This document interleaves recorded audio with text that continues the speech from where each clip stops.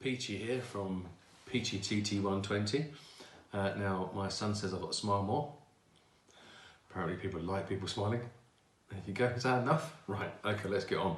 So, in my previous video, I mentioned that we'd been mucking about with AnyRail, which is a fantastic system for you to sort of play around with. It has every TT120 stuff, but I think it's got the Tilly, it's got Hornby, it's got Peco, it's even got its Roco turntable in it as well, with the extension pieces. So you've got everything you need really to plan your own TT120 circuit layout. Now, on the pitch on the screen now should be, there you go, here's your caster, my dream. It's a long way away, probably after both of them have got through university. But now switching over to the more sensible sized one, the 4 foot by 3 foot. This is Camelot.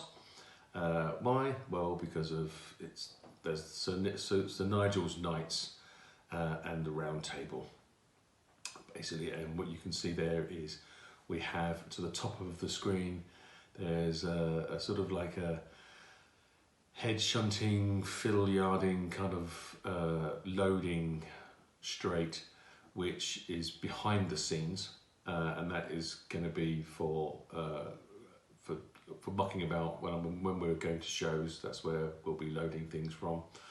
Then the main circuit has 2 running circuits, the outer ones, and then an inner circuit which is for mucking about with possibly a shunter, hopefully when they bring out a Ginty or something, or a pannier tank, whatever. Period wise, it's going to be era 3, possibly era 4. I know, a 10-year window between 1938 and 1948. That way we'll have LNER, Mallard, I intend on, and then some British Rail versions of the A4s and the A3s. Then we'll also have, I want to do one of the videos I'll do is going to be a repainting of one of Hornby's A4s, because I really like Sir Nigel Grizzly's, especially when it was in its black garb during the war.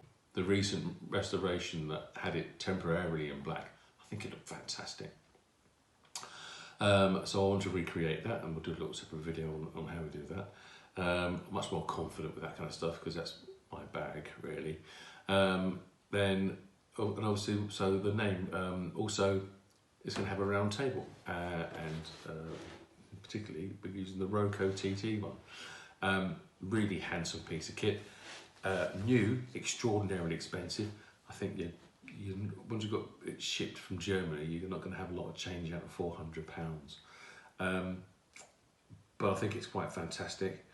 This one was second hand. I was lucky enough to find it at nearly half price, so I was proper chuffed. A couple of little bits of light damage which I've dealt with already, and so I should be working out how to fit that in one of the videos. Now we're going to get on to my cupboard monkey. Jimmy has edited some bits and bats that I've been doing last week. One thing I did get wrong was the actual construction of the base. I turned my phone off, not on. Never mind. It's all about learning, isn't it?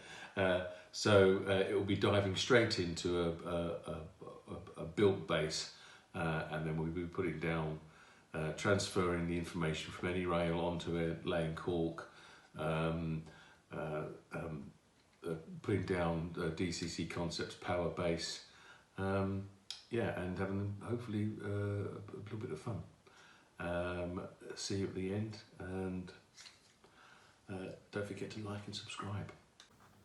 Right, so a slight pause in what we were doing with laying out our AnyRail printouts and transposing it onto the cork. We've kind of had a small change of mind. The whole point of this whole little 4 foot by 3 foot table is to have kind of almost like a little display area for the A1s, A3s and A4s. which are all going to live in here. Now, this plan was worked on using scale scenes, engine sheds, and to get the spacings right, we had to sort of do these kind of weird little bits coming off, and then they were sticking out. And although you only need 195mm for an A4, the way the scale scene units were, they're 225, so they're really quite long sheds, and it was kind of mucking them out with the spacing. And I thought, well, hang on a second, why don't I build a roundhouse? So we're going to scratch build a roundhouse, and this is our idea. We're going to, and it's the beauty of printing these things off, is that we are going to have an 8-line roundhouse, which I'm going to scratch build. We'll have to do a little separate video for that. That still gives me plenty of space for the roadway around the back, and yeah, I think that's going to work really well, and I think it will, with a big open front with the lie beams in between. I think it should show off all the fronts of the locos really well. So yeah, that's the plan for that. I guess there's a number of ways that you can use any rails printouts, and some people will glue all their printouts and information they've got straight down to the board, but I didn't want to do it, have another layer and more glue. So what I've been doing is I haven't stuck them all together. I'm keeping them as separate sheets, and then I'm cutting them out individually and then using them as templates to actually draw what's going on, so that that will get covered by paint once, and obviously the ballast once all the track's been put in. Something else I've been, well, I'll show you what we're doing here while we're here, is that this shows you off the very shallow rate of climb that we've got. So we're going from basically from 0 here, then it's 5mm, 10mm, 15mm, and it ends up at this back here, 20mm high. So the back of the board, when seen from here, will be a little bit higher. It adds a little bit of fun. It also means that the dock seam will have a different height, and it means these trains won't be hidden by the big roundhouse engine shed. Now, I know that the TT trains or locos with the Mark 1s will quite easily go up to 2.5–3%, but with the Pullman lights on, there's too much friction, and those locos won't pull the lit Pullman coaches, not without some help. So that's where DCC Concepts comes in. We'll put a little link in the description below. Now, these are the N gauge plates. It's one of those simple systems, you know, where you have the magnets underneath the loco, and you stick a bunch of these plates down. Now, we weren't quite sure what would bond these the best, so we've used 3 different adhesives. We've gone for a high Evo Sticks spray-on adhesive, which is the carpet adhesive, this stuff. So we've tried that. We've also tried good old-fashioned Gorilla Glue PVA, and we've also tried Yoo-Hoo all-purpose adhesive. Now, all of them have stuck really well to the cork. I would say that the Evo Stick carpet adhesive was probably the quickest to deal with, because it's easy to spray on and it dries quite quickly. The Gorilla Glue is the wood glue, the PVA, is the slowest, but it's probably the cheapest and easiest to do. So we're going to go down the good old PVA route. Now, I know that it's not really gluing to the metal. It's more like I don't know, some sort of suction or vacuum, I guess. Really, it's not really attaching itself, not like it would if that was a piece of wood, but it seems to be holding it in place well enough for our purposes. Thought I'd say a little something about construction of the board before we crack on. Now, you'll notice that this really doesn't have a big structure underneath. In fact, the battens are 12mm 1/2 inch in old money. And then 1/4 inch or 6mm ply board. Then there's the 40mm builders merchants second, or I got it from a scrappy foam. Now the reason why we've gone this route, I mean, it's structurally it's sound. It's got plenty of strength in the whole unit. But I've gone this way because we want some variation in depth. We want a canal, we want a road going through over there, and we want to we're adding a little height by adding this these sheets of this underfloor heating insulation, which is really easy to rework, and sand, which is why we've got this nice inclines going up. But doing everything on this board, I mean, I did think about just making all out of this board and just working into this so we have a variation in depth. But obviously, we still want something that's going to have where all the cabling's going to go, and it needs to have all that operational stuff happening. So that's all going to happen underneath here, and 12mm is more than enough for it, to be honest with you. It does mean that we've got a super lightweight tabletop, which we can easily carry to shows. So that's all the planned track work transposed onto the cork. So I guess, and we've also had a little muck about with the size and shape of the canal basin, and also where the access road to the yard comes in. So I guess the next job to do will be to cut these out and dig out the tunnels. Then hopefully, well, we've got to do them before we put the track down anyway. So we have to build the bases of the bridges to go in there. Okay, next job, the laying of the DCC Concepts power base. This is the N scale one, which is more than wide enough. What they describe as is wide enough for TT, and no reason to disbelieve them. So it's pretty simple. Glue it down. Going to use speed bond, which is basically it's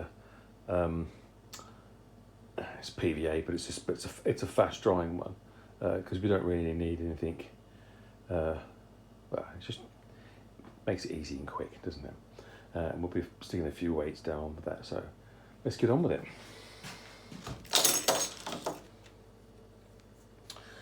So these concept labels they come up with a little blue protective layer, which is to be peeled off, I believe. I'm not quite sure why the instructions say that has to be on the top, but that's what the instructions say, so who's to argue? Quick splodge of the glue. I'm going to use my finger just to spread it around a little bit. Boom, boom, boom. And on it goes. Like that. They don't have to be perfect position or perfect fit. While I'm waiting for the next one, I shall do is do a few of these, and then we'll speed it up. Otherwise it gets a little bit, all this build stuff can get quite boring, can't it? In fact, what we might do is we might just jump to the finished job, because I've got to be honest with you, on anybody else's YouTube video of them building things, I invariably fast forward, listen to what the chap's got to say, or lady, because quite often there can be some nice hints and tips, but once you got to a point where you realised that you have a good grasp of what they're doing and why they're doing it, if they don't fast forward, I'll fast forward for them. Right, that'll do for now, I think.